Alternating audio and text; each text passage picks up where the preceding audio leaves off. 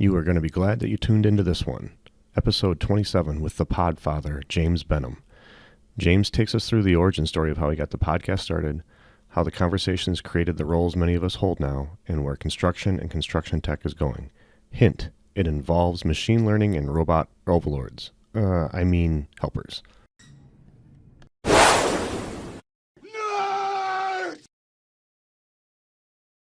All right. We are live. If you were waiting, my apologies. Some days it just has to happen when you're bringing on the Podfather that things are going to go wrong. That's right. Thanks, Travis. I don't know which way you're showing up on everybody's screen, but the Podfather is right. We're going to get to our guests, but I'm ready for a good show. So this is episode 27. I think we're renaming it the Podfather right now. This is all about podcasting, technology, geeking out when it became dorking out.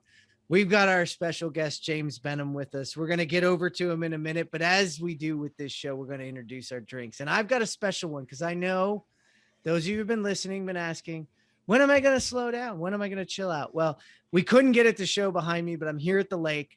Vacation starts very, very shortly. And so today, your old fashioned is brought to you by a special treat that I sent to my other fellow dorks. It's brought to you by Woodford Reserve. Now, y'all are drinking the Kentucky Derby version, if you have yours. But I'm drinking Jersey Select because that's right. I went to the store here and they had Woodford in the Jersey Select version. And well, of course, I was in New Jersey for about 12 hours, so I had to get it. And I am drinking one of my own recipes, thanks to Jake Olson of an old fashioned. So that was a little bit longer, but to you guys, thanks for putting up with me. It's been a crazy run. Travis, why don't you take it over with the Podfather over there? All right. Well, I yet again have to go coach softball, so I'm drinking some good old-fashioned Northern Illinois well water here. Nothing too special, nice and cold and clear. What about you, Jonathan? I am packing for vacation after this, but so I can do that with an extra dram in me. So I got Glenfiddich 12, and it's like a really nice single malt scotch, which is what I like for the weekend. And officially after the show, I am done for a week. Gonna head down to Nashville, gonna chill out, gonna have my first vacation since this whole COVID thing started, where I can go and have some fun. Hell yeah. Jonathan, that's awesome, man. I got one more day of this and then I'm fully on vacation. Trent, you're coming to us first ever on location on the scene prefab. And we're going directly to the scene. Yeah, it's nuts here, guys. There's fabrication everywhere. I don't know. No, it's been pretty cool, guys. I'm here in Dallas. Actually getting ready to fly out after the show here, but I'm at the Sheraton Hotel in downtown Dallas, and the bar didn't open till 4, which is when we were prepping for the show. But they had a little shop down there that I was able to get a Deep Ellum IPA. So it's a local Dallas IPA here, and Deep Ellum's like the area, like a trendy area of Dallas, right? So, or if you're a Grateful Dead fan, you know the Deep Ellum Blues, but yeah, that's there's only a few of us that'll know that. For you deadheads out there, yeah, in podcaster land on the dorks side. Well, that brings us to the man, the myth, the legend, my friend, and James Benham. We don't even need to introduce you, man, but we feel like we have to. So James Benham, CEO of JB Knowledge, founder of the Contech Trio that you might now know as the Contech Crew. And I'm going to say one of the founding fathers of podcasting in construction tech. James, where are you coming from? What you drinking? What you up to? I'm on the shores of Lake Michigan. This is the summer studio. Come here every summer, June, July, and August. Right across the water from Travis Voss. I stare right across there and think, he's over there. What's up, Voss? Wave. Yeah, I wave. I'm drinking the Leinenkugels summer shandy, which is definitively my drink of choice on the beach. I know that summer, in fact, to the point that I won't drink it when I'm not up here because I want to keep it special for when I'm on the lake. You have to Right? guard Like, some of those things. Yeah. You Yeah. do. You Yeah. do. You know, I just wanted it to be different and special. So I'm about 150 meters from the water here, and gonna be out boating with the kiddos tonight, and hanging out and just enjoying the 72 to 74 degrees, and surrounded, Travis, by Chicagoans, by the way, which is why Sure. you catch me wearing Cubs jerseys, because I want to survive. Yeah, so you don't get beat up. Yeah. Yeah, they're aggressive. They're are. aggressive. They are. Don't go tell them that there's a team in town with a better record. They don't want to No, hear that right now. no, they really don't want to hear it. So yes, that's what's up, man. It's good to be on here. Good to see all of you. Certainly excited that conferences are back. Trent, I'm glad you're at one. I just went to the AGC Risk Management Conference 2 weeks ago down in Bonita Springs, Florida. Oh, cool. I've got a full schedule coming up in the fall, and I am fired up about being back face to face and be able to connect with people. You know, that brings up a good idea, guys. We should put together a construction dork like conference attendees list, like where everybody's going. Yeah. So we can follow it. Yeah. Actually, I think most of us here, all of us involved with the CPC. Nathan does that a lot with the CPC too. Anytime there's CPCers that are going to be at an event or speaking, but yeah, we could extend upon that even further. Yeah. Because I think it'd be good to get the all the dorks out there to kind of connect up live. Yeah. It's the whole point of the movement. Yeah.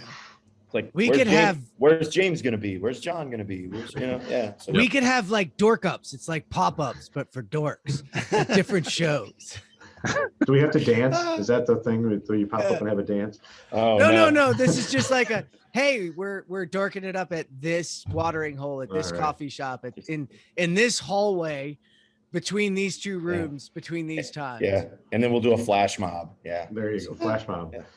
Oh, there goes those dorks again. All right. So I want to go deep here because, there's a lot of history in what we've been up to, but and James, a lot of us have heard your story, but I want to really focus in on when the hell did it dawn on you that a podcast was even a good freaking idea? And when did that ever happen? How the hell did that ever come about?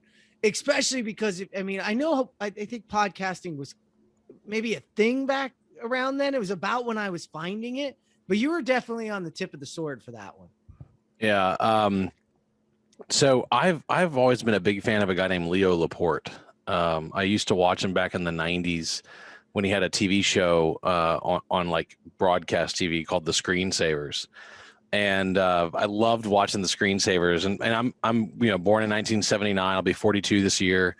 I'm a child of the 80s and the early 90s. I was into bulletin board systems before the internet was a thing. And I've always liked radio.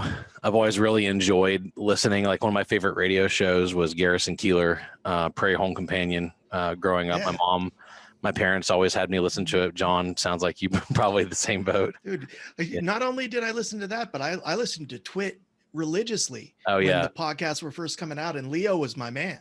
Yeah, Leo's just amazing, and he built a really cool podcast network there with the originating show was This Week in Technology, Twit. Yeah.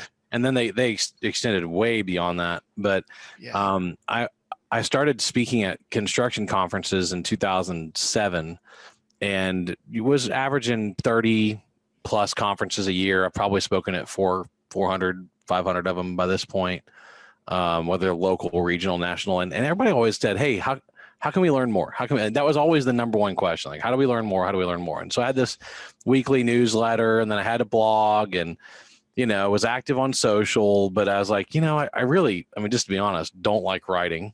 It's just not really in my DNA to enjoy the act of writing. I like reading, and I love audiobooks, and I love radio shows. And I was like, man, Twit's awesome. Why don't I just do a Twit for construction tech? And I even pitched Leo on putting it on his network, and I couldn't get him to do it because it was such a niche podcast that it just didn't even remotely fit their profile. So I approached two guys at the time that were looking for a new work home. Josh Bone and Rob McKinney were both kind of looking for a new place to call home at work. And I said, hey, why don't y'all come work here? Let's do some business development. At the time I had a product called Smart Bid, which was really blowing up, and we were adding a lot of market share. And I'm like, look, come on, let's build a podcast and sell some software and just see where it takes us. I really honestly didn't have much more of a plan than that. And so ended up hiring them both and brought them into the team. We started Contact Trio because no one else was covering construction tech. Like, there was no show. There was nothing. This is like 5.5 years ago. There's nothing. And it was just so disappointing. I was like, man, this is a huge sector. I mean, at the time, there were several hundred construction tech companies. Now there's over 3,000 that we can count that are really active. And so it's a big enough sector. There's a big enough total addressable market. I'm like, let's have a construction tech show. And then we were like, hey, let's start there's no local events for construction tech. There's these handful of annual conferences, AGCIT Forum and others that, big national deals, but no one's doing the local stuff. So December of 2016, we started the Contact Roadshow in Atlanta, of course, because Josh and Rob were there and they knew all the people there. And so we just kind of, we honestly winged it. Because we just kind of see how it went every week, and then we saw how it went every road show, and then we had the Contact Report, and then we had all this stuff that we kept bolting on and figuring out, and then met this crazy guy from Colorado named Jeff who liked to downhill ski every day at lunch, and then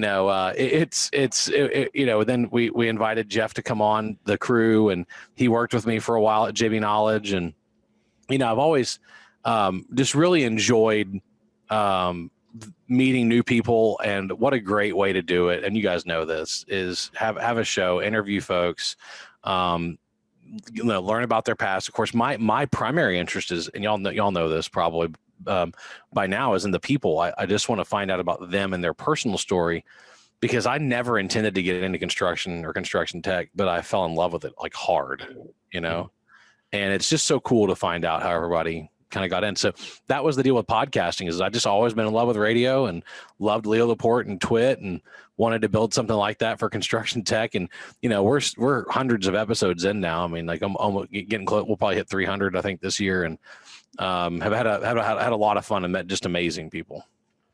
Well, to take that to people then, because obviously we wouldn't be here if you hadn't started this, and then I don't think most of us would have a job called construction technologist if it wasn't some of your foresight. So how did you see that come in? I want to give you a little bit of kudos to, not a little bit, a lot of kudos for finding DJ Phipps, who gave us the term construction dork. But was it hard early on to find those people, or did they come flooding to you? No, it was kind of hard. You have to remember, I really started hunting for a construction technologist in 2007. Because I was traveling around the country. I met, and I kept trying to figure out who's really geeking out in this industry. And at the time, of course, I was building a bidding system, and Smart Bid went from 3 clients in 2007 to 1,100 with 147 of the ENR 400. I mean, it was just wild to go on that ride and get to really deep dive with a bunch of dorks around the construction space. But a lot of them were estimators. A lot of the dorks were estimators, because they're the ones who had to hack through Excel sheets and learn VBA and learn how to code. And because they could do that, a lot of the construction company owners were like, oh, that's Bob. He's the chief estimator. He knows Excel and VBA and all those other things. Let me have him do all this other stuff too. So a lot of them would end up being the ad hoc IT director. And then at the same time, 07, 08, 09, VDC's coming around. And the VDC guys are like, man, I need much better computers. I need much better software. The IT guys didn't even understand what they were doing. And you're building these entire 3D modeling and rendering shops inside of a construction company that literally didn't have a good computer there, right? And cloud rendering was kind of in its infancy, for what they wanted to do. And so honestly, I was hunting for people. Eventually, they came knocking our door down, right? But it took a long time of just building a network. I know with like ASPE, American Society of Professional Estimators, was my first real network of people in construction. And I went from being a new member in '07 to, I keynoted every national conference by 2009, 2010, and got to be really good friends with them. Then got to be really plugged in at CFMA. And I found out there's a whole set of construction dorks at CFMA that are CFOs there. And often the CFOs in charge of technology as well. And so they had to geek out, even though they didn't necessarily want to, they didn't have a choice. And so I just kept looking for the place, and an IT forum, it was always in Chicago, Travis, and AGC always had it there. And that was like this really cool gathering. And I got to keynote that a bunch of times. And so once that happened, I got to really meet a bunch of folks, but it was these little pockets everywhere. Like AGC had some, MCAA had a very small little hardcore group, and, CFMA had a small hardcore group, and none of them talked to each other. Like none of them hung out with each other because they were all isolated in their own industry associations. I think you hit there too, is like the pockets too. It's like, we got to hide our nerds over here. They're not doing real ops stuff, but we got to protect them, make sure the thing that didn't seem like they kind of wanted, I grew up in IT too. It's like, don't let them out of the cave. Keep those nerds back in the cave, looking at their screens. And Get your hole. Yeah, get back in your hole. Yeah, and the whole title of construction technologist was something that me and a few other folks were just sitting back one evening going, man, what do we call this? Like, what do we do? Because IT really needs to focus on security, because at the time, hacking events are just getting more and more and more severe, right? And very few construction companies have a proper CISO, Chief Information Security Officer, like they really should. So that falls on IT, and then they're having to keep all the wireline working, and they're having to keep all the wireless working, and they're having to keep all the computers and servers, and they're doing cloud migrations. They don't have time to do software selections. And then VDC is out trying to model the world, and then estimating's trying to bid on everything. And these are all the groups that were experimenting with new technology. Like, there needs to be a new profession here. And so that's really when construction technologist was born as a path. And I knew that we were making headway when, like, a year or a year and a half later, I started to see it show up on like Indeed and on other sites. Like, people started using it as their title, and I'm like, oh hell yeah, now we've got something. Like, this is eventually, there needs to be a construction technology association. There's really not, right? And I'm not in the association business. It's not my thing. Oh, come on, man! You could use another. You could use another like, job, another right? thing. The last thing. You got time. You need another thing. You got If y'all know- time. if y'all know me, like I got 2 products I'm running. I got a software company, and then I'm doing this university thing. I'll talk about in a little bit. And like, I got enough, but like eventually, like, they need their own home, because it's so unique what construction technologists do. And it's so special, and it's having such a big impact in this like multi-trillion-dollar industry. Right. So I think that's pretty cool. They're starting, the dorks are starting to unite.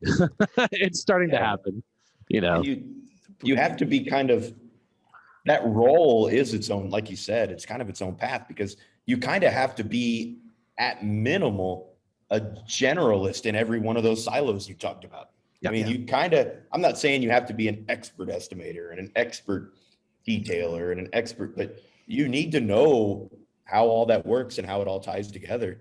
I mean, you do, you need to understand how estimators bid, and you need to understand how project managers go in the field and manage. And then you have to understand how VDC models and clash detects. Then you have to understand it's just all this stuff. And keep in mind, I think the really great parallel is what happened in construction accounting, because I have an accounting degree. I got a master's in information systems, got an undergrad in accounting from A&M. I worked for a Big Five accounting firm in their audit division, and never took my CPA because I started this company, but they never taught me anything about construction accounting. And then I get in and I find out there's this pretty young, relative to AGC and other organization called the CFMA. And CFMA has dedicated their entire existence to creating a professional certification called CCIP for construction accounting, because it is so unique and different than all other accounting that unless you really study it specifically, you're not going to be an effective controller or CFO. And so what they have done, and they're an individual membership organization as opposed to AGC, which companies are a member of, CFMA as individuals are a member of, just like ASPE, and they have really advanced the profession of construction accounting. Well, the same kind of maturity is happening right now with construction technologists. Like it's a unique field of study because you're blending field and office and virtual and physical and literally every hot technology on the planet converging in one industry at the same time. You heard it here, folks. James Benham, president of Dork U. No way. No doubt. Dork you. Could you imagine what that robe will look like? That'd be sweet. That'd be sweet. Yeah. I mean, and I think like the chief construction technologist now, I think of like the Rick Kahns out there, like is the director, is the chief of innovation, right? The chief innovation officer or the vice president of innovation. Because you have a CIO, but then you really need to have a chief innovation officer. So the construction technologists, because they deal with application of technology, implementation of technology, selection of technology, they really have a separate chain of command that reports up to a head of innovation. And ideally they're running the labs where they're both developing and implementing third-party tech. Like, so that's the ideal CCT. Yeah. Well, I was Chief construction technologist. Yeah, All of us now. By the way, you just started a whole nother one. Everybody's going out right now, writing the job description so they can make it to CCT. Chief construction technologist or chief innovation officer, or you can read a bunch of taglines like Jim Barrett at Turner is the head of innovation at Turner, and that's really his job, right? And it's different. He works hand in hand with the CIO. But the CIO supports the efforts of construction technology and what Jim's doing there at Turner, and so it's kind of cool. And I remember when I went to speak at a conference from Moss, which is a big multi-billion-dollar contractor down in Florida, and they had this really cool guy that was the CIO who's really stepping up in his role. And so we kind of I watched them go through the same evolution. They're all going through the same thing. Of course, Travis, with your company as well. I got to say, when you guys, and I heard it from Travis and from you, when I heard, construction technologist, I was the CTO over at Spader, and I'm like, no, that's what I want to be. You can demote me. I want to be the construction technologist. Like, I have too much to deal with right now, but that's what I actually want to do. And I can remember like people coming in and saying that title. I'm like, you don't understand how lucky you are, because that's not a title that we had. We had the dude that has to wear all the technology hats all at once. And you can call yourself whatever you want. But when you guys came out with that term, I was like, that's perfect. That's exactly where this focus area should be. I do have to say, like, CTO was nice because I could make room for construction tech in a way IT maybe wouldn't. But when I heard that title, I like lost my mind, and I was like, okay, so that's what I'm going to do. I just have to figure out how I'm going to get there. And I did, like, I think it was 24 months after you guys had put out that title that I was like, I'm getting that on my cards. It's happening in some way, shape, or form. It's getting on my cards. I'll talk to the CEO. We'll make an agreement. Yeah, it really did. And I think a lot of people changed once you kind of put a name to what was going on in the industry. Yeah. You're seeing it a lot more. I mean, sure. It's everywhere now, man. I mean, yeah. it's like, it's turned into an entire profession, which is great. That's exactly what we all wanted. It's like you get to geek out, and the hilarious thing is that, I mean, so many construction technologies to me really don't have a super deep background in actually building with their hands. Like some do, like some forge steel in Erie, Pennsylvania, right? Like some make things. I mean, some are really deep. I mean, some really are not. Like they have chops in technology, and they understand all the working components of construction enough to know how it happens. You really, like, I forgot who said it just a few minutes ago, but you have to be a little bit more of a generalist and be able to understand how all the pieces and parts come together. Because what ended up happening in the entire construction industry, from at least in my 15 years in it, was you had almost no selection for technologies in 2006. I mean, it was like Sage and Viewpoint and like on-screen takeoff. I mean, I could have counted like hands. Hey, wait, Bluebeam was there. Yeah, Bluebeam and Autodesk and a little bit of Trimble stuff. I mean, not a lot. I mean, you really, it was a narrow field to choose from, and now you have like, boom, 3,000 solutions. Yep. So what happened is the whole market like severely fragmented, At the same time, all the pent up frustrated construction dorks and all the construction companies that are using all this tech in their personal lives, because the iPhone comes out in 2007, right? So they're using all these apps in their personal lives, and they're like, to hell with this. I'm not gonna wait on my company anymore. So they start adopting and implementing this stuff without asking permission.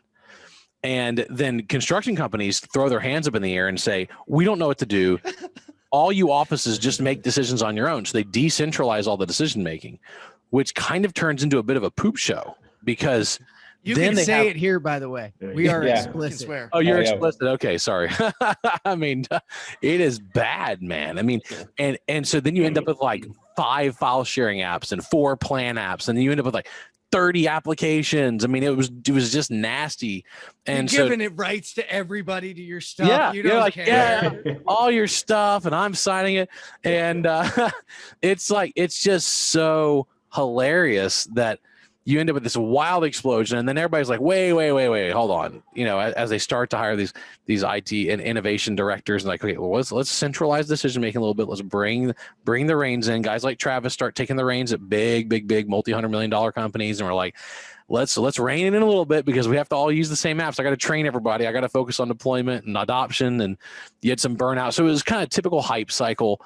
And then everybody realizing, hey, we got to get this together, which I think is what's cool about all podcasts like this, is that we try and help everybody distill all the noise down into making some good decisions, you know? So I want to follow that and go into the depth, because there's a couple things that really stood out to me about you and what drew me into joining and becoming a part. You have some like strong philosophical approaches to the way you do it. Right? Like, I learned this from you. You coined it for me. Like things like edutainment, things like the responsibility that we have from this side. Like what you hear from James isn't it's not a hype mode, right? James is a geek at his heart. We're gonna now anoint you a dork, so you're a geeky dork, which I don't know if that gives you double status. You gotta get that Venn diagram back out again. Yeah, we gotta Venn diagram you. The dorks. Like, I think actually in the middle it creates like super dork somehow. But you have a few things that have been guiding lights to you that you haven't really swayed from, and talk a little bit about those, and like telling people, because it really helped me. I have to be honest, it helped me in my career. Yeah, I'm glad it did. I mean, Jeff, you've been amazing to work with, and you know, it's so cool about the crew is as Rob has gone on to his gigs, and you've gone on to yours, and Josh has gone on to lead Electri now. And like, it's been so cool because we still hang out. We still do our road shows together, still do podcasts. I mean, he spoke in front of Congress last week. Yeah, I know. It's awesome. FYI, like, it was great. You created some shit. Josh is amazing. I mean,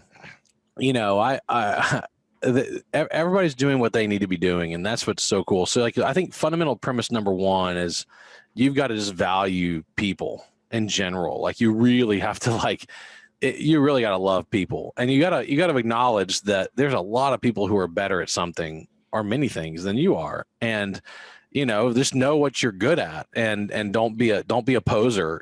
You know, like that's so when I think that there's a room for a lot of evangelists in the space, because an industry, I think sometimes because the construction tech is a bit of a smaller niche. A lot of us know each other. We forget how huge construction is. It's a multi-trillion-dollar. I mean, this is a massive, huge, enormous industry, and there are a lot of unreached people in this. To kind of use a church term, right? There's a lot of unreached people who have never been talked to about why technology matters. And something that I've said a lot is there's buckets of gold buried on every job site across the world every day, because they do things really inefficiently and really ineffectively, and they don't use the tools they could use.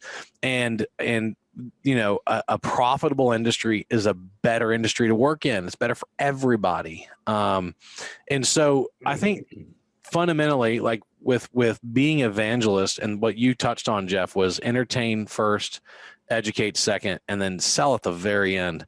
If you're going to be an effective evangelist, you've got to really hold people's attention, because if they get bored and fall asleep, you're never going to get through to them. And I've taken this approach in the classroom because I've been an adjunct to Texas A&M for 5 years.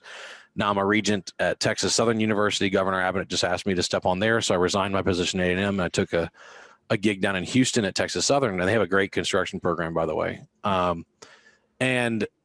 Whenever I teach a class of students, you got 18 to 21-year-olds who are paying to be there, right? They want to be entertained first. Secondly, you got to teach them something new, whatever that is. And so I think if all of us that are out there, all of us have to teach, all of us have to be evangelists, and we have to entertain first, we have to educate second, and then in the last minute, you get 1 minute to sell. Whatever you do, you get a minute to talk about it at the end, and that's it. And I think where a lot of people make a big mistake is they take 59 minutes to sell. They think that their purpose is to sell, and they think they're going to fail if they don't close a deal in the speech, like during the speech. If someone's not buying their stuff, they're failing. And that is just wrong. I mean, it's just not, people don't want that. It doesn't connect. You're not winning hearts and minds, because that's what it's going to take to move a multi-trillion-dollar industry forward. And Jeff, that's kind of what you and I talked to you about countless times when we're about to go on stage, or we're talking, or we're doing a webinar, we're presenting. It's like, look, keep them entertained first. Secondly, educate them, teach them something new they've never thought of before. And then in the last minute, remind them what you do. You know, if you're worth your salt, they'll want to talk to you about what you do, and good things will happen. I loved when Buck Davis is a regular co-host, and Buck is hilarious. I mean, Buck is really funny, and he does the wackiest stuff, like the most out of control stuff on a podcast that you have to. He's the most edited podcast co-host, hands down.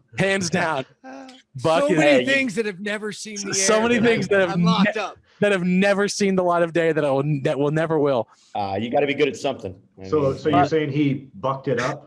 He bucked it up, man. I mean, I like what you did there. Buck got bucked. Yeah, Buck is. I mean, he's a visionary in his own right, man. I mean, he did great things at Balfour Beatty, and then he wanted to start his own hardware business. But he said, you gotta, make friends and help people. And when he said that, it really connected with me. Like, we can waste a lot of energy and effort on making enemies, fighting battles, and sometimes you got to fight battles, man. I mean, sometimes you got to pick the sword up. You got to go bust some knuckles, man. I mean, I'm the first one, and Jeff knows this. I mean, I will go to war if it has to happen, but it is my last resort. Yeah, I would say that. Like, you're not afraid to fight, but the sword's the last place you go to. Yeah. Yeah, and I learned that in politics. I mean, I was on city council long enough to know, and I wasn't in Chicago politics, Travis, but I grew up in. Vote often. Yeah, right. Yeah. So you go to war. You go to war first there. Yeah. I mean, I grew up in Louisiana. My dad was a politician, and that was pretty bloody. And then I came over to Texas, and it's a blood. Politics is a blood sport in general, but I did learn you got to really pick your battles, and I think that applies to everything. In particular, in construction technology, you gotta decide when it's really worth putting your foot down, or you gotta. Sometimes I do think that all of us get so excited about technology and adoption, and it seems so obvious to us that we almost become blinded to some really painful truths about the building industry that are inescapable. Like that like so many projects are destined for litigation. We joke about it, we talk about it. But the amount of risk that there is in construction and the amount of litigation, I think sometimes we get a little overly exuberant. And so we've all got to just take a step back and take a breath and remember that some people need longer because they've got like deep multi-decade scar tissue built up, like legitimate scar tissue. Like they've been to court a half dozen times and they don't want to go there anymore. And so they're highly risk averse. And so that's one of those things I think is tough. But Jeff, you and I have talked about a lot of lessons learned over the years. And I think that it's good to be mindful that some people are going to take way longer to entertain and educate before you can sell them. Meet them where they are. I mean, you said that and over and over, and I'll never forget, as I moved off into my own and you said, listen, go out and do what you do, but realize when I did this for Smart Bid, the first time I did it and went around, nobody knew who I was. The next year, there was like 4 or 5 people who knew where I was. And then all of a sudden it started to reap its rewards down there. So you really invested in it. Now, years later. And I'm going to pivot you. But before I do, I just wanted to show you something that I still get to geek out with. Remember, construction starts here. And what's that on the back of it? Yeah. Smart reality, baby. Yeah. Yeah. And on that note, you, sir, have taught us a ton about being a podcaster and a speaker and an evangelist and moving the hearts and the minds. Yeah. But ultimately, at your soul, you are a true dork. Yeah. So what the heck are you geeking out on? What can Jonathan and Marsh and you and Trent and Travis go down the rabbit hole and just geek out on? You putting a HoloLens on everybody. You putting Magic Leap on everybody. You know I'm not putting Magic Leap. You know I hate It's not making it. That's not making it.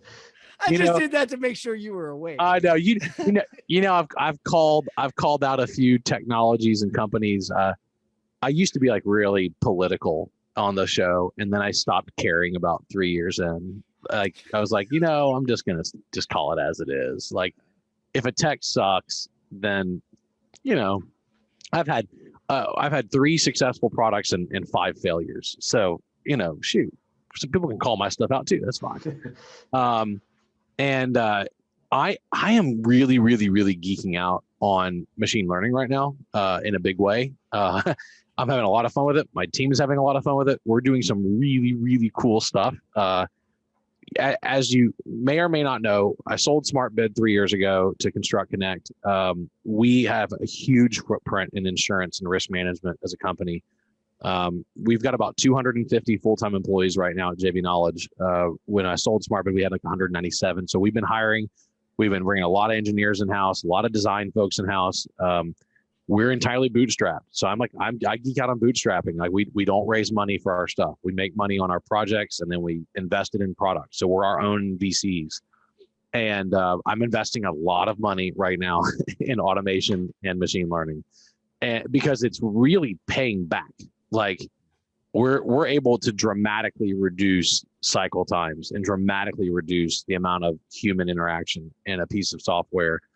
And we're also able to do things that I've always had on a wish list. Like, I wish that a software could just automatically do that for me. Like, I wish they could just figure it out.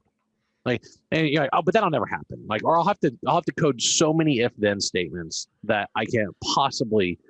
And now you're like, wait, I actually don't have to code all those if-then statements. I can actually find a model and then train it, and then refine that model on a weekly basis, and then it can do it for me. So while and you guys know, I've loved augmented and virtual reality for a long time, that whole area is kind of settling out. There's only a couple of winners there, and they're figuring their things out. HoloLens 2 is great, and VR is great, and AR is great. But as far as like practical stuff that can be used every day, when you're looking at you mentioned Jake Olson earlier with Dado, right? That's Amazon Elasticsearch is what he used. But Amazon Elasticsearch fundamentally is NLP, natural language processing, which is a form of AI, specific form of AI that's using machine learning to get better at reading text and context and intent, and then linking similar objects and concepts together. And then you look like what Pipe did with specs. That's really cool. And what Brick is doing with analyzing finances, that we're finally getting into the cool stuff, because for my whole life, software has been input data, store data, do some function processing on the data to compute something, and then export and display data. That's been all of software. And now we're in a totally different phase where all of that stuff is like a foregone conclusion. And now we're actually diving into, let's have the system actually tell us what's going on in the business. And that's really amazing.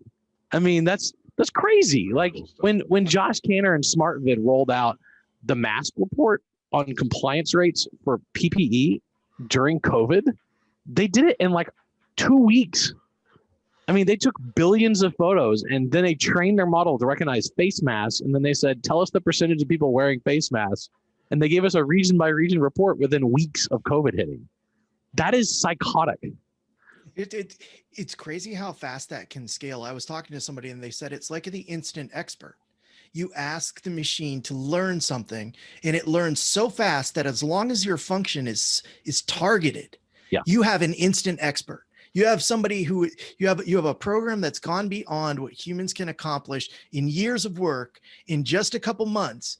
But they're like, it's all about the question. You got to ask the question right so that you have it honed in so that it can be that expert. And I've been geeking out to it too. Like I have, because I can't, and everybody that knows me knows, because I can't spell or do English well, I've had to do the speech to text since the very beginning of speech to text. And it went from this is catching every third word to this is catching most of my sentences to right now where you can pretty much spew and vomit text and it's going to get it right. And it will even fix your grammar for you. So if you can't speak correctly grammatically, it will even do that for you. And that it's all been in I got to say it's been in 24 months. There's been such an amazing jump that it's just unreal. And a lot of that comes from that sort of machine learning as the basis of how we're going to communicate with programs and software now versus coding, which, for someone like me, I'm not going to be able to code, but man, I can definitely set up a function that will allow this to go and do some research for me, become an expert. It's been awesome. Yeah. I really, so I gotta ask you one question. So since you've been geeking out to it, have you seen it sort of tip over? And when did you decide I'm going to take our venture capital, our personal venture capital, and this is where I'm going with it? Like there's a bunch of stuff, like you said, you love VR, you love AR and all those things. When did you decide I'm going to take my wallet and it's going into machine learning? It's going in big too. Like I've got a sizable investment there because I am really excited. And we're going big with risk management because there's a lot of room to save construction companies and others a ton of money on claims and risk, because that's where so much money gets just evaporated in construction and in a lot of industries. And so that's why I'm really fired up about it. I'd say a year and a half to 2 years ago, I could almost feel like a tipping point in the whole thing. And this has been like a 20-year thing. Like I started this company 20 years and 2 months ago, 20 years, and it was April 16th of 01. And I kind of get this like feeling like everything's changing. And about a year and a half, 2 years ago, I'm like, starting getting that nagging feeling again. Like, man, everything's changing again. I mean, even the nature of software development, because low code solutions are getting so good that people just aren't writing as much custom code. They don't need to. They just don't need to. So if you're in the custom development business, which part of our company is, right, you've got to really take a hard look at that business model and say, is this even going to be around a decade from now? Like, are software developers as a profession going to do what they did? And the answer is today, my coders write 65 to 70% less code than they did when we started the company in 01. And so it's so much less code. So now we are assembly artists and we're configurators, and we do a lot of time thinking about engineering. Whereas like the first software program, big one I wrote when I was 15 was my first big like application that I built. I built a word processing system. And then I built my own encryption algorithm, and then I combined the two of them together. And I had to like spend weeks building the drop-down menus and the display interaction. That is literally a drop-in line of code in React now. Like you get React and Bootstrap in an afternoon, and what took me months is done in an hour. And so that's why I got really excited a couple of years ago, because I could feel the tipping point. I could see solutions like Dado hitting the market and Brick and SmartVid that were all actually leveraging real specific forms of AI. And I was like, man, this is happening right now. And we got to be in, because if your application, if all it does is people key in data, it stores it, and then it displays it. I hate to break it to you, but like that's just not going to be an application that's going to be really valuable in any industry. I hope that makes sense, John, because it's like... No, it totally makes sense. And I got to accuse you of something, though. I think there's a small cognitive bias that you have. And it's from doing the roadshow and doing technology for so many years and hearing from people that the reason they don't do the technology is because of risk.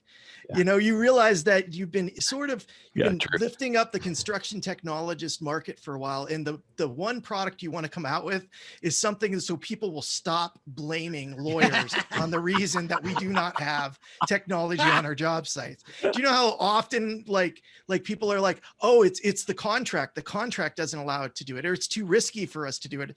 So you just happen. I just think in the back of your mind, in that little mutant part, it said, screw it. I'm getting rid of that. I'm getting rid of this legal thing, and I'm going to do it before I stop.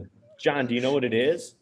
It's exactly for the fact that when it comes to risk management, as human beings, we can't stop ourselves from being ourselves. We need a machine to tell us, hey, idiot, don't do that. Like, I mean, I really believe that. I mean, it's the same reason I log my food. I mean, I log what Absolutely. I eat every day, like a robot, man. I mean, daily plate.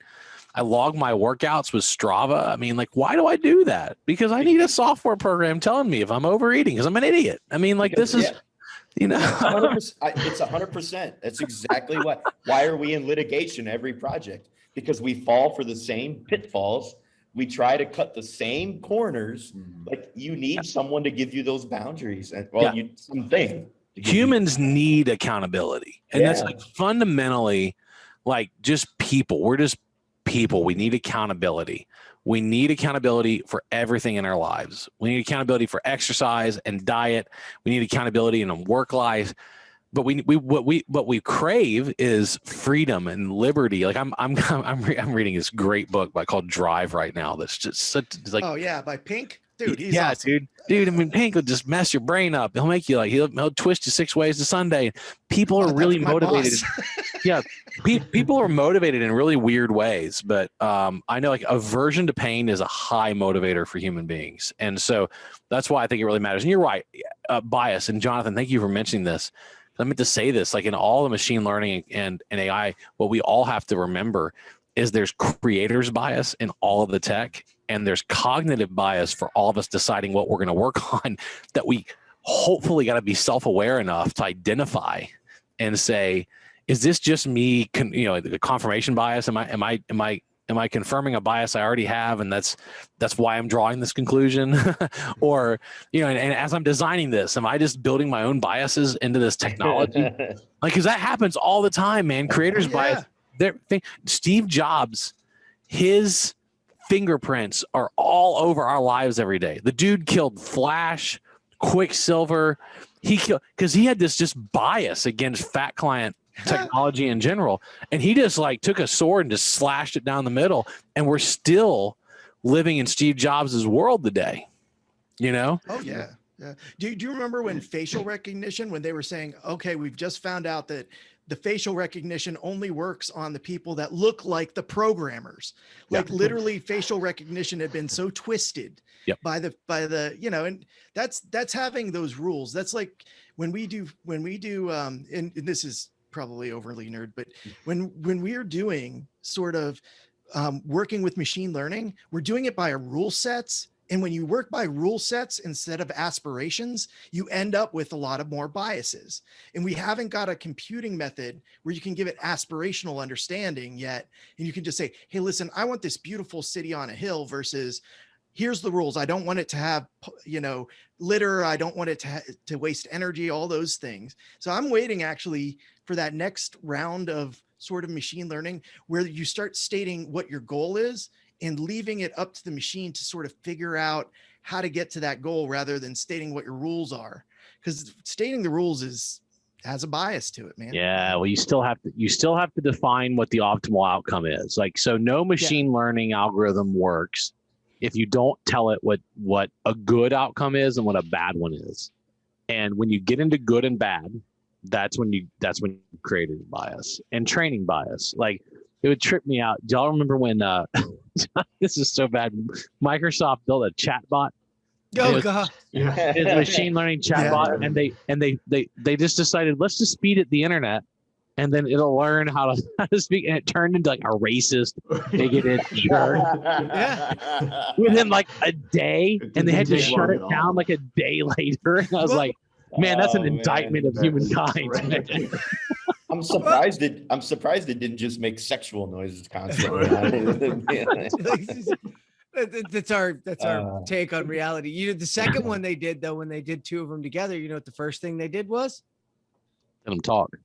No, they started talking to one another. They created their own encryption algorithm. I was like, we're being listened to. Y'all can't listen. You lose. I was like, hold on. Y'all created two bots. You had them talk to each other. They immediately sought privacy and created their own encryption algorithm.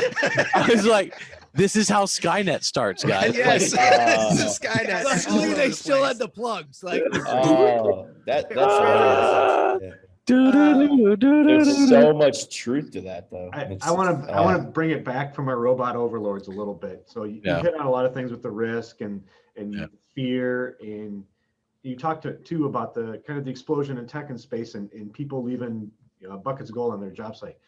We were talking before you hopped on about how when we go to these events and we love them, but a lot of times it's still the same. It's still the DFMA. It's still you need tech. You still need scan. Are we going to have so many construction companies left behind because they're not hearing that? And how do we get them to hear that? Because it is true. When I go to these events, and like I said, I love these events. I'm still going. I do learn things, but it's the same cast and crew there. How do we get more people interested? So is the construction industry so slow to change? We just got to keep banging that drum.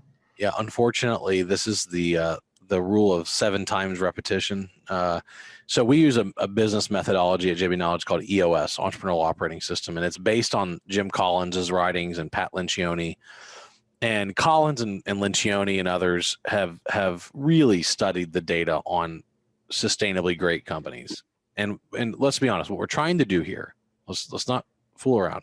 We're trying to create sustainably great companies in construction that are very profitable, that are survivable, that build good product and pay good wages to people. I mean, that's what we're trying to do.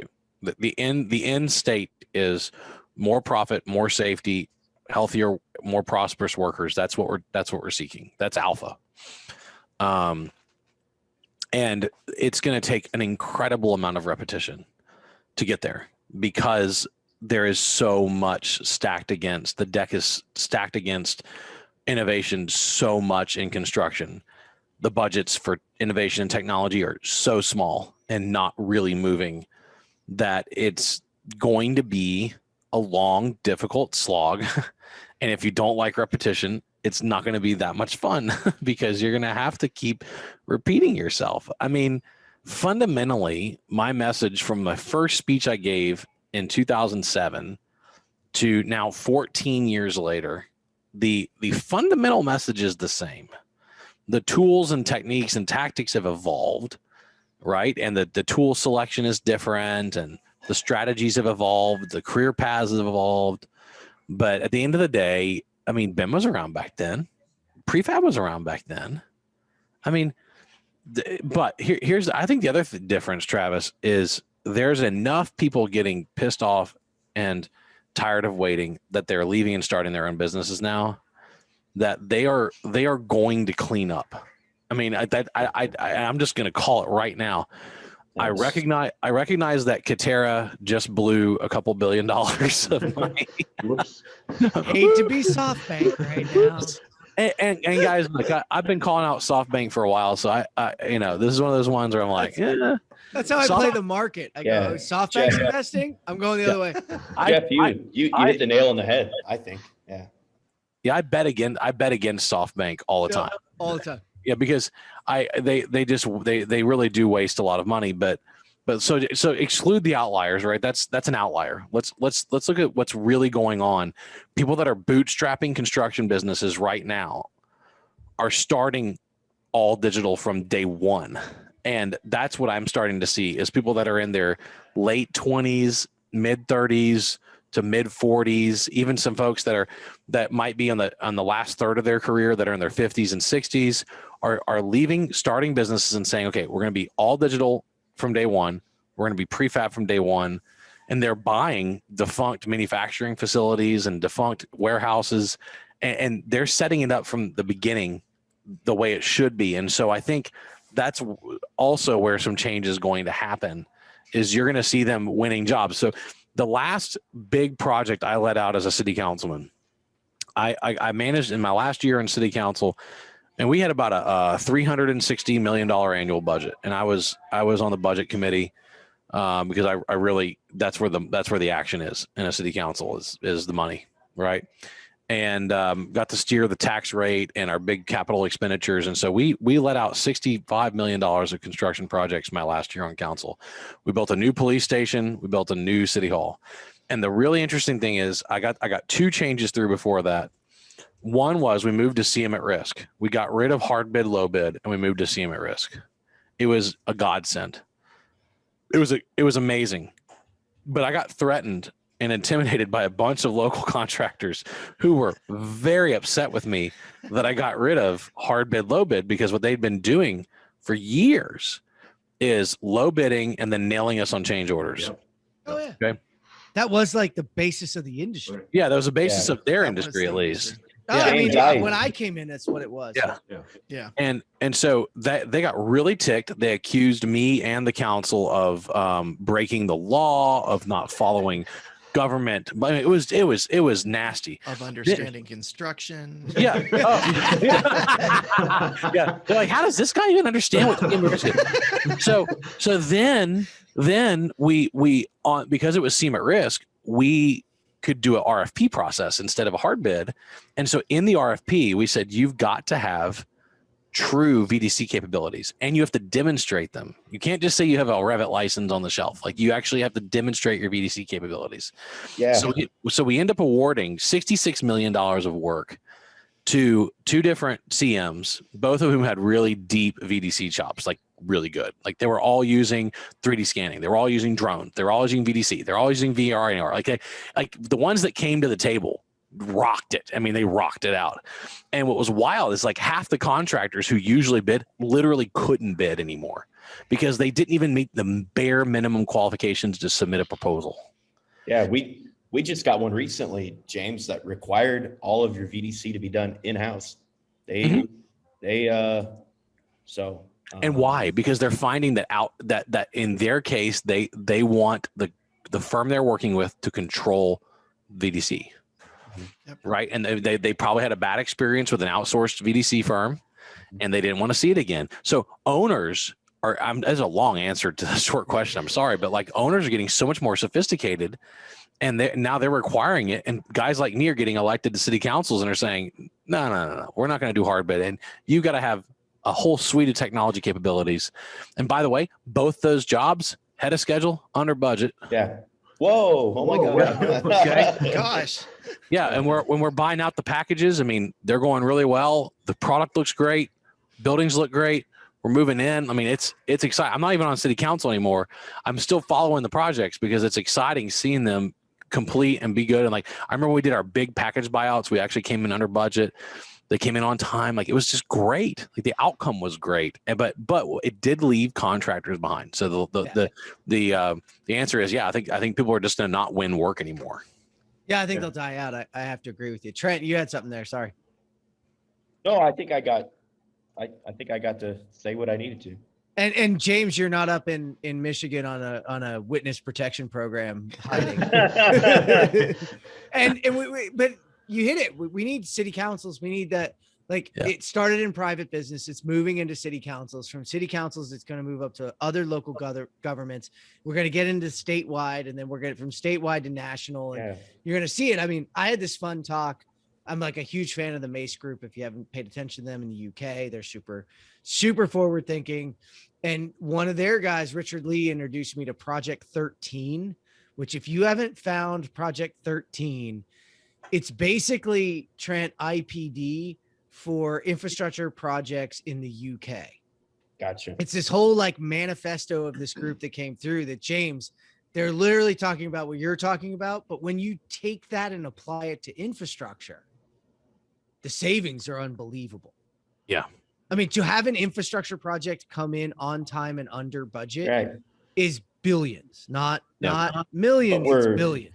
But we're proving it to them one job at a time, right? Like what James described there, that was 2 victories, right? I mean, you had 2 victories for the movement. And we caught so much flack, man. I mean, we had to do it against overwhelming opposition, right? Yeah. Yeah, it takes a risk taker. Sounds like though. construction James, technology. Yeah, I mean, but you were knowledgeable. At least like the board there had that. So, you know, if you're listening and you have aspirations and you follow in the aspirations of James, join that city council, bring that piece to there. Yeah, why not? Wait. Say we need more people with these thoughts in the owners. Yeah, for sure. Yeah. And Lillian had a good point in the chat that I wanted to make sure we talked about, you know, like James said, and that moves the needle forward even more because the people who are not on board with what we're talking about, we're hitting them where it counts, right in the pocketbook. They can't even bid the work now.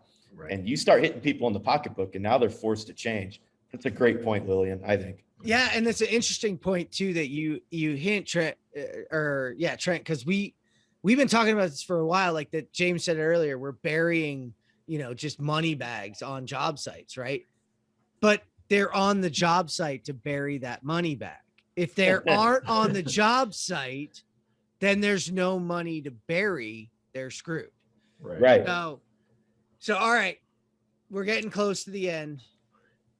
We have the Podfather. Take off your current machine learning hat. Where you are right now, you got a bag full of that money. You dug up one of those job site bags of money. 5 years. What's the hot topic in 5 years from now in the geekosphere?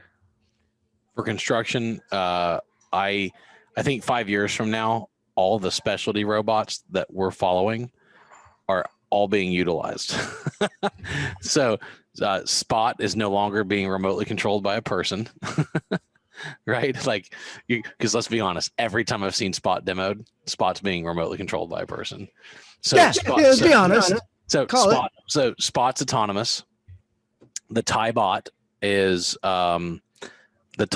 going to be mature and really doing a lot of rebar tying. IronBot, which is their next robot that they're building, is delivering iron to the TieBot. I think you're gonna see a level of maturity in robotics that's going to absolutely blow people's minds on the job site. Despite all of our efforts to recruit people into the trades, despite all the work being done there and all the work that Micro is doing, I just don't know how you get past that 3 people are retiring for every 1 person that's coming in on the skilled trades. I'm sorry, I just don't know how you do it. And so other than exactly what happened in ag, when you look at agriculture, the amount of people working in agriculture over the last 100 years has plummeted and output has soared. And it happened because of automation. I mean, there's no other way around it. Mm-hmm. I mean, I know farmers in Texas that live in my area whose 14-year-old daughters run the equipment because it's air conditioned, GPS controlled. It is all remote controlled, and they just sit in there to mind the equipment. And so you've got, and there's in the chat here, Dusty Robotics is a really good example. You're going to have a layout done by robots. You're going to have scanning done by robots. And so they're going to allow us to continue to upgrade human beings. And that's where I think 5 years from now, we're seeing the infancy of robots. Not all the robots that are around right now will be profitable enough to survive 5 years, but special purpose robotics, I believe, will make the job site look like something out of Minority Report. And because there's no other way around it. We're just not. I just don't see us turning the tide on the retirement curve versus the hiring curve on training fast enough to deal with the number of retirements that are coming up in the next decade. And so robotics have to fill the gap. I think you're spot on. 100%. I have to ask. Yep. I have to ask you a question, James, and this is only because we seem to be on a level when it comes to movies. Tom Selleck's movie Runaway. Did you see that? Do you know Tom Selleck's movie Runaway? Because I'm telling you, when you look at job site robotics, this silly little movie from 1984 is probably the best movie I've ever seen. Never seen it. Like literally has all of the, it has Gene Simmons. How I'm James. Well, I you feel get like su- you well, need to you'll get watch this sued movie. if you watch. Okay, so this has been a long time since I've watched this one. Interesting fact about Runaway: it was actually directed by Michael Crichton, and anything that Michael Crichton does is amazing. So let's just if you don't like to read Michael Crichton, you need to read Michael Crichton to really get your mind blown. I hadn't thought about that movie in decades, dude. Come on, dude, go watch it. I had to watch it like I'm gonna have to couple months rewatch ago, this and I thing. was like, "There's tons of job site robots on this, and they're all awesome. Why don't we watch this?" There's like Dusty Robotics robot almost looks like it's on that show. I'm Sounds telling like you, a good movie to watch for product ideas. There we go. Product planning 101. But, Yeah. That's all. All right, guys. Well, we are getting near that time. We know that Trent believed in that with Textradamus over there, if you haven't found his new hashtag, because Dusty Robotics last show was definitely his call. They got a bunch of funding this week. So I think James is actually right. It's really not about replacing people. I was going to tease you earlier, James, that you just broke one of your own rules when he said, you know, all these coders are no longer going to be coding. They're going to be putting things together, and a whole bunch of coders just shit themselves and said, I got to go find a new profession. But ultimately he said, no, we're augmenting you. You're going to put things together. Yeah. Same things goes with robots. There's certain things we can't overcome. Sure. What a great episode, James. yes, I think all four of us can offer up that we thank you, because we wouldn't be in this position. The construction dorks would not be something we get to kick back and do. I know personally this world of construction tech wouldn't be here if episode 23 of the Contech Trio didn't feature some green behind the ears IT guy from a masonry subcontractor in Vail, Colorado, who thought he had something cool to say. It wouldn't We're be still there, waiting man. for it. Yeah, everybody is. Don't worry. It ain't coming. It ain't coming. If it hasn't come now, it ain't coming anytime soon. Guys, I appreciate all of you and I love what you're doing. I'm thankful for all of you being in my life and being in the industry and you know, just being passionate about the same thing I'm passionate about, which is you know, transforming one of the coolest industries on the planet and trying to make a difference and trying to we're all trying to make a buck, but there's a lot of ways to make a dollar that don't involve giving this much time, and it's because you care, right? I like to be around people who care about other people and who want to do something great and leave something better than just, you know, building a company. There's more to life than just that, right? So I appreciate all your work. There's far more. You are the Contech crew chief. You are now the Podfather of construction technology. This Awesome. has been episode 27 of the Construction Dorks. Tune in. We'll be here in approximately 2 weeks at approximately a given time ish, because that's the way we roll. We love all you guys. We love everybody out there that's listening in. Thanks for everything you do for us. James, thank you for joining us. To my other fellow construction dorks, as I always say, every 2 weeks, this is the highlight of my 2 weeks. I'll see you guys again soon. Thanks, Yeah. James. Thanks, everybody. Thanks, guys. See you later. And we're off. Huh?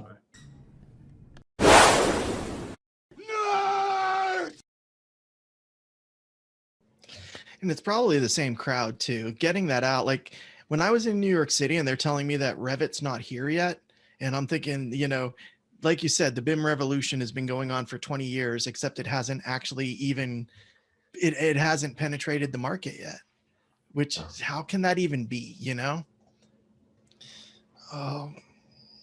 He's a trip, man. Him and Nathan are actually a trip to go and hang out with when you're not like having to be all shop talk.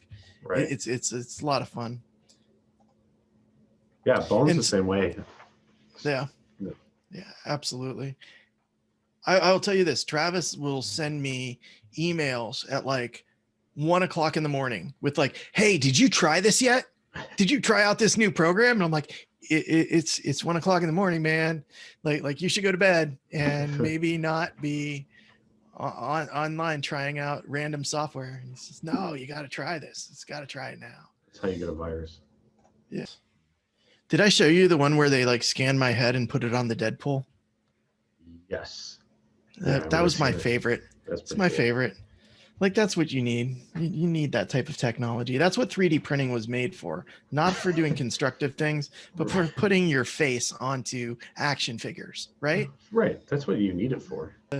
That's a downside of the 3D printer, right? Is it takes like 24 hours to print out even relatively simple things.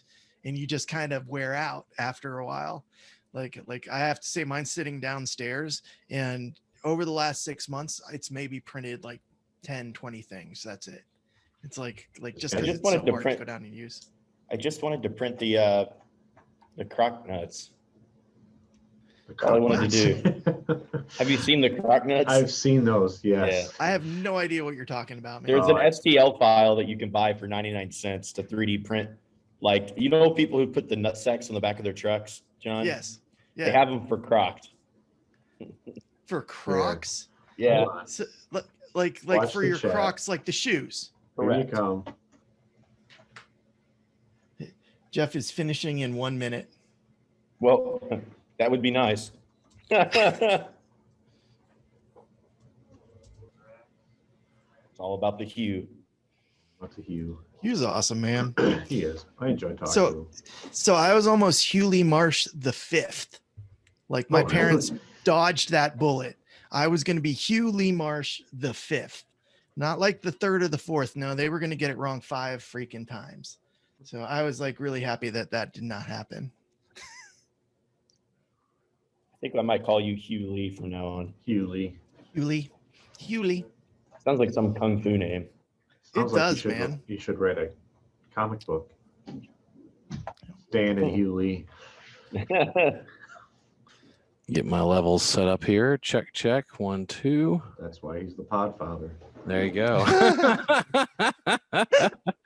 Got my I always travel. Like, I'm always ready to podcast. I always have my P4. This is the best. Oh, nice. This is the best device ever made. It's just for podcasters, and it allows you to remix all of your audio, and you can do all your music, and that's awesome. You can do your special effects, and you can do all your audio levels, and it's just amazing. And it does multi-track recording, so Jim Greenlee can edit all the levels separately, which is pretty cool. Oh, that's awesome. The summer drink of choice. Oh, that's a great one. Yeah, right on. The shanty. Yeah. So I'll show you guys again. This is what my parents got me for Father's Day. Right on. Nice. Oh, dragging kids around the lakes is awesome, man. Yeah, I got a new board from it's like a combo knee board, wakeboard. It's like a weird deal. Yeah. So I'm gonna try it out, see which kid's gonna be my guinea pig. And which one do you like the least? Exactly. Yeah, I know which one that is right now. Everybody jokes about that, but there's always a least favorite. Right.